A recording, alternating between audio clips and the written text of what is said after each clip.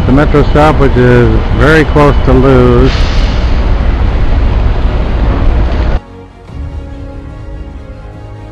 City Bar, last place where Seth Rich was. City Bar, last place Seth Rich was on June 10th, 2016.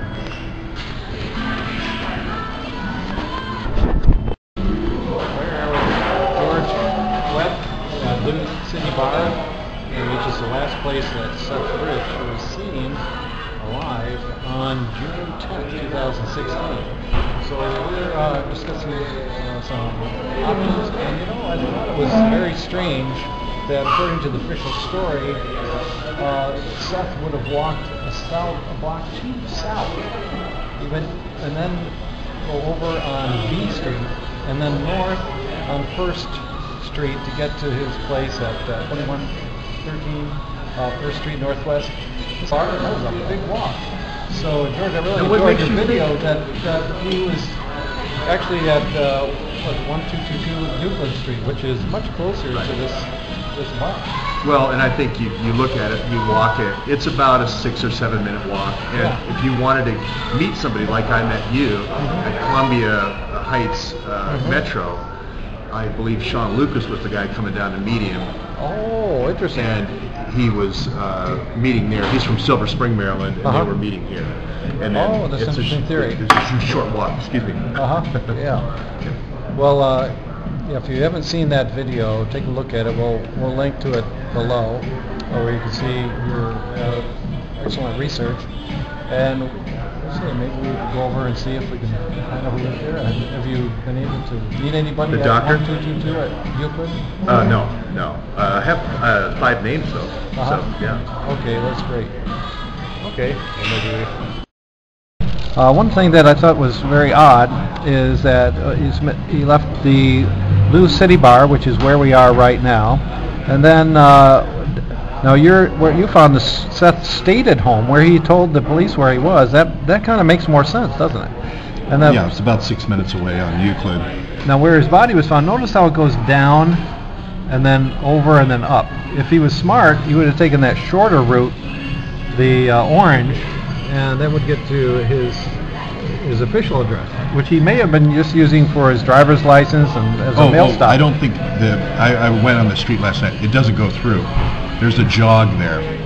W Street doesn't go through there. So like an ambulance would have to go down to B Street and then around. So that's why they have that there.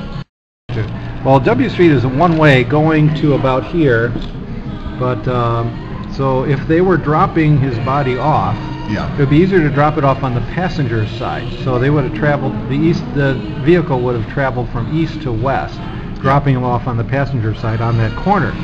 And they couldn't do that on W Street because that turns into a one-way street. Yeah. So even though they were, assassins, at least they obeyed the traffic rules. Yeah, the vans though that have the things on both sides. But I agree with you. It is First Avenue. I think it is going to be First Avenue where he's dumped off. Yeah. Okay. All right. So what do you think happened, George? Well, I'm basing this not on. I don't really work a lot on trying to force police forces to give data that they don't want to give. So I don't bang my head against the wall. Try to get street cams or anything like that. What I look at is previous operations. I think you might be a little low there. I look at previous operations, and the previous operations are, how do you do a rendering? So you look in the CIA manual how you do a rendering. It's very clean, it's very well practiced, they trained on it, it's not a screw-up situation. By rendering, you don't mean? Kidnapping, or how you do an extraction, how do you take somebody from the street. There's a million different ways. I look for one of those. It's kind of like when you go to Burger King or McDonald's, there's 8 things on the menu or 10. You look in the menu and you say, which one of the 10 did they do? It's going to be one of the 10 though. It's not going to be some Far Eastern noodle dish. It's going to be one of the 10 standard ops that they do for an extraction. So they're going to do the extraction. Then if you look again at CIA history, you have to look at what's the first thing they do. the first thing they do is, I hate to say it, they build a headquarters. That's the first thing CIA does in any country. They build a headquarters. The second thing they do is build interrogation centers. That's what they do. It's like at McDonald's. They put in a franchise. They buy a burger grill. They buy a fry cooker. They buy, again, it's like McDonald's. It's repeating over and over. It's not, oh, I'm going to do this special type of new oven that I've never done before.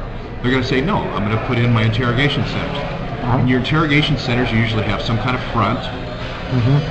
Strip clubs are a great front for an interrogation center. You don't want, the CIA does not want to target one individual. This guy over here and that guy over here. They want to target everybody, the whole population. They want to compromise as many people as possible. It's like McDonald's doesn't want to just serve 2 or 3 people a day. They want to serve as many people as they can in one day. The only difference is McDonald's is trying to fill you up and get your money. The CIA is trying to compromise you. They don't know when they'll use it, when they'll use the compromised data. But if they've got a picture of you stumbling out of a strip club at 4 a.m. and then you're voting against something that they want your vote on as a politician, or if one of their guys is up in front of you as a judge, or for whatever reason. So in this case, Seth Rich has given the WikiLeaks data we know to WikiLeaks somehow. And Julian Assange basically offered a reward for information for his death, and he wouldn't do that. He hasn't done that for other murders, so right. So my theory is, let's say this is the thumb drive. Somehow we know this thumb drive got from Seth Rich to Julian Assange. Okay, either electronically or physically. Okay. Now I have an ambassador from the UK, Craig Murray, that says he physically got a thumb drive from someone who knew Seth Rich. Okay? Now, that to me says, my hand will be Seth Rich over here. That means Seth Rich gave a thumb drive to another person. Because the person that Craig Murray met at American University was not Seth Rich, because he was dead. Craig Murray got this thumb drive on the 25th of 2016, or 23rd. 23rd, because he gave a speech at the university, at American University on the 23rd. And that's what he says, and I can prove that he was there. So somehow this got from Seth Rich being dead. 23rd of which month? Of September. Okay. So Seth Rich is dead at July 10th. So somehow a drive goes from here in July to here in September through an intermediary. To me, that says unless Seth Rich came back to life and did that, I don't think he did. There's a third person. Okay. Now, if I am CIA and I am trying to find out who gave away information that's critical, I don't just kill that guy. I go, oh, you gave a thumb drive away to someone. I don't know who that was. I'm going to kill you now. Right. Because guess what? They got to get the information. You still have a problem on who did this, who gave the thumb drive. Okay. So what do you do in that situation if you're CIA? Interrogate him. You interrogate him or torture him. You interrogate first if he doesn't give it up, and then you torture if they Possibly don't. explaining the bruises on his face. And could explain the bruises on the face. Exactly. So we know there's a third party. I say one of them is Eric Braverman, but I say the other one is Sean Lucas. Why do I say Sean Lucas? Because nobody killed Sean Lucas for filing the DNC. But he was found dead suspiciously in his apartment. Yes. After he served the after Seth Rich is interrogated. Right? So July 1st, he did the thing about, hey, you're served, the famous video to the DNC headquarters. He wasn't killed. But then Seth Rich is interrogated on the 10th by the logic I just presented. 20 days later now, Sean Lucas is dead. Okay? Now, what do you do then? If you were CIA, you would infiltrate Sean Lucas. You would have someone live with him. You would you know, typically I joke, but the first thing in the CIA manual is hire a stripper. You would find out all the people he gave the drive to, because he could have made 10 of these things. You would find who he gave the stuff to, and then they would be killed.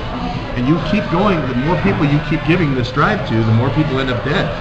Now I believe that he gave it, one of the people he gave it to was this gal in Russell Square that was killed in England. But it's hard to prove that right now. But who was the assistant of Brian McFadden? Oh no, I think she was just a courier from the U.S. Okay. Yeah, Gavin McFadden. I don't know. I don't have that proof. I just remember the Bloomsbury, the Russell Square killing, and it looked so CIA that so many signatures, you know, with the 3 people that don't know her, all running across the park, and you know, it just seems so obvious to me. But but I haven't connected the dots on that. I'm not saying that yet, but I am saying this: Seth Rich giving Sean Lucas that drive killed not only Seth Rich, but it killed Sean Lucas. Now somebody else, a third person now has to had that and to give that to Craig Murray at American University. So there's at least 3 people in this. Now you got 2 other people that are dead as well, which is John Jones is the UK attorney, dies on the 18th of April, and Ratner, the U.S. attorney, dies in May, I want to say May 18th or 19th. Yeah. So anyway, that's my theory. And then Gavin McFadden dies one day after the same night actually that Craig Murray gets the thumb drive.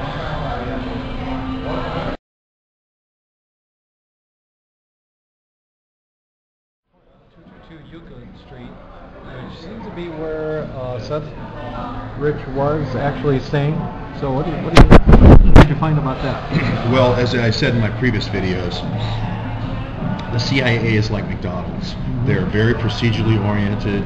They have a menu of choices. It isn't creativity time. They don't allow that. Everything is regimented. And in this kind of case, you typically would have a team at the house of roommates. And if you're going to run an operation, you want to get those roommates in there as quickly as you can before this night of the operation, right? So let's say 3 or 4 weeks. You could use Craigslist. Which house do you think was the headquarters? Do you think it was the one on... Well, 122, 1222 is where he lived. Euclid? Yeah. And I don't have voter registration yet. And after I kind of solve it in my mind, just by looking at modus operandi of CIA, I move on. I don't sit and dwell and try to accumulate piles of evidence, because I've moved on to the next stage of the investigation. But anyway, the way you do it is you would infiltrate. You'd put 2 or 3 new roommates in there. The night that it happens, you're going to have somebody collect the laptop. Let's say he does come home. Let's say we can't talk him into leaving with us. Let's say we can't, from here at Lewis, we can't talk him into it.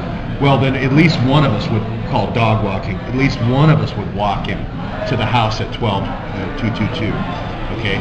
We'd make sure we got that laptop. Oh, you think that... Oh, okay. You've got to get the laptop. You've got to get the cell phone. Those are the 2 things you have to have. You have to have the cell phone because you have to see all the people he's talked to, he's texted, and so forth. And you have to have the laptop, because that's going to tell you who he sent email to, who he might have made copies for on the thumb drive. All that's recorded on the laptop. Now they said that his body was found with his belongings, including his mobile phone. Well, we don't know that. We don't know, because they haven't released the police report. We don't know if it was... Oh, they didn't release? Well, I haven't seen his phone or his laptop. I mean, they say it's in custody. They're doing this. Yeah, Ron... DC police is saying the FBI has it. Rod Wheeler said that on Fox News. Yeah, FBI is saying that they have it. So this is this. But let's say it does. It does. I don't need to keep the phone, but I need to get all those contacts. Yeah, download quickly all the data. Everything. I got to have everything for all the loose ends. Okay. Now, I take him to wherever to question him, because I got to know everybody he talked to, because it could be that he exchanged information verbally. Okay, he didn't use an electronic method. He exchanged information verbally. Or he said, go to this site, this is where I put it. So you got to talk to everybody that he's talked to run down all the leads. So that's why I don't think it's worth going to 1222 now, because it's what you would do after the operation is over is you'd move everybody out. So all we're going to talk to, if we went over there, would be people who are living there now. Oh, okay. You know, and weren't involved that night. Did they move in recently? I don't know. But they wouldn't say anything. If they were shills, they wouldn't say anything. They'd say, "Oh no, I don't really remember. You know, he wasn't here. He didn't live here." You know. So, but the reason I say, why do I say 1222?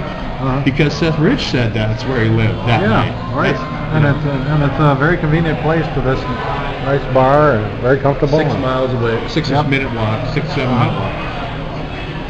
Well, Bill Still gave a broadcast this morning about a tip from a physician who's still remaining anonymous, so we have to take it for what it's worth, but saying that he was there when Seth Rich's body was brought to the hospital, and that it wasn't done in the proper way, and they didn't let him go to see the body after a while. Some law enforcement officers of some kind prevented him and other staff from serving Seth Rich, but then also that Seth Rich it was not a fatal wound, that he was still alive, and so I did it. He could have survived. I did from New York a few days ago. I did an extensive report on Dr. Eowyn, Eowyn, I believe is his name. And I talked about the wounds, the lobe 3 of the liver, the exit wound, the 12 millimeter resection of the colon, that they left it open. And Bill still reports, right? Reports. He did a piece on that this morning, which is very good because he has a lot of viewers, brings a lot of people to the investigation. But I did have one question. My son's a doctor, but he's not a trauma room surgeon. And he said that he was on the crit. He was a -20. A crit is kind of like the critical. Well, there's a critical scale factor for critical care units, and there's 2 types of units, so they use different ones. One's in the emergency department or the ED. There's another one in the ICU, which is where you get moved to after the surgeries and so forth. So they use 2 different scales, and in neither one I could identify. One's a 12-point scale and one's another scale. And this was, he said, -20 on the crit. So I don't know what that means. But apparently he said dozens of people he'd seen with similar injuries survive that shooting situation. And that time where the doctors were not permitted into Seth Rich's room, who knows what have happened. It have been his last moments. The one, well, I won't speculate on what may have happened, but there was no autopsy performed. I do not believe that. Oh my God! The No police, autopsy again. Well, or we've not seen the autopsy. We haven't seen it. Yeah. Okay. So, or the admissions report. You would have an admissions report. Every person in the hospital basically that comes up and sees the person. So the anesthetist, the attending physician, the trauma surgeon, the X-ray person coming in. Normally you would do a CAT scan. The radiologist. Everyone is going to have something in the EPIC record, usually in the EPIC medical records. So all that's going to be in there. Plus, he's going to be on meters. He's going to have monitor of respiration. He's going to have his O2 being monitored on the finger paddle. He's going to have usually his glucose being monitored. They're going to start a drip on him, so they're going to monitor his glucose. Breath rate. Breath rate. When that starts to get critical, they would have come in, rushed in, and it goes off like a Christmas tree if it falls below critical levels. So there's lots of metadata. Wow. And which hospital was he in?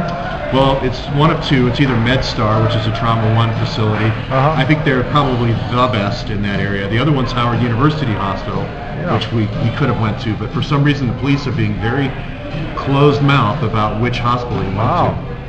Yeah, he was very close to the Howard University Hospital, a few blocks west. But not far from MedStar either. Not far from MedStar. Yeah, and then there's that famous photo that shows him, on the ground with DC Fire Department police being around him. You can see a fire engine, and they had time to put the yellow tape all around his body, but they should have been lifting his body into a stretcher and take him to the hospital as soon as possible. Well, what's very interesting is I have not seen any reports from the Washington Fire Department. I'm not seeing any reports on which EMTs the company that was. I haven't seen which the names of the EMTs are. The body cameras, especially, have not been published. There was 3 officers wearing body cameras, so those have not been published either.